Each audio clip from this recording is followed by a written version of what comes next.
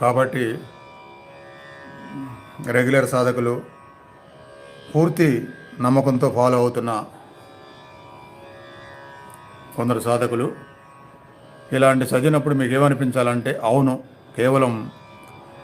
కళలో స్వప్నాలు, శరీరంలో స్పందనలు మాత్రమే కాకుండా ఒక్కసారైనా ప్రత్యక్షంగా దర్శనాలు, సరే దర్శనం కాకపోయినా మాతో వచ్చి మాట్లాడారు, మాటలు విన్నాము, ఇలాంటివి